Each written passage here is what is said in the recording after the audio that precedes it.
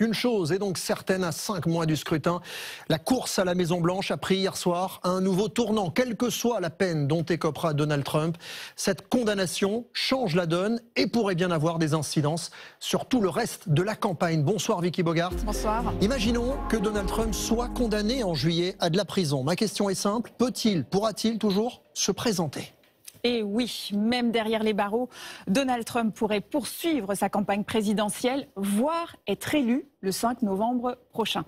La Constitution américaine prévoit 3 conditions à respecter absolument pour être candidat: être âgé d'au moins 35 ans, être citoyen américain de naissance et avoir résidé aux États-Unis pendant au moins 14 ans. Mais il n'existe aucune restriction basée sur la moralité ou le casier judiciaire. Et ce ne serait d'ailleurs pas une première aux États-Unis. En 1920, le candidat socialiste à la présidentielle, Eugène Debs, avait fait campagne depuis sa cellule. Condamné à 10 ans de prison pour s'être opposé à l'engagement des États-Unis dans la Première Guerre mondiale, il avait quand même obtenu près d'1 million de voix derrière les barreaux.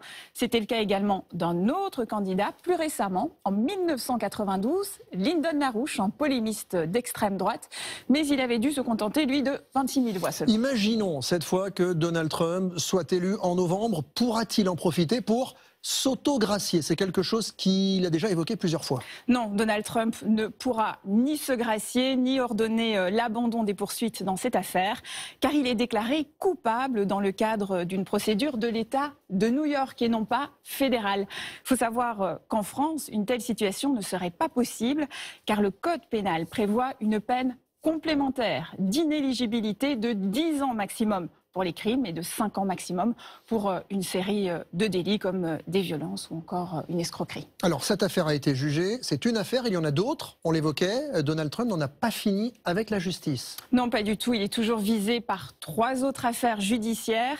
Il est accusé d'avoir conservé des documents confidentiels dans sa résidence de Floride après son départ de la Maison-Blanche en 2021. La loi l'obligeait pourtant à les remettre aux archives nationales. Donald Trump est également inculpé pour avoir tenté de manipuler les résultats de la présidentielle de 2020 dans l'État de Géorgie. Enfin, l'ancien président est soupçonné d'avoir joué un rôle dans l'assaut du Capitole en janvier 2021 à Washington. Mais les dates de ces différents procès sont encore incertaines et il ne devrait pas avoir lieu normalement avant l'élection. Merci beaucoup Vicky.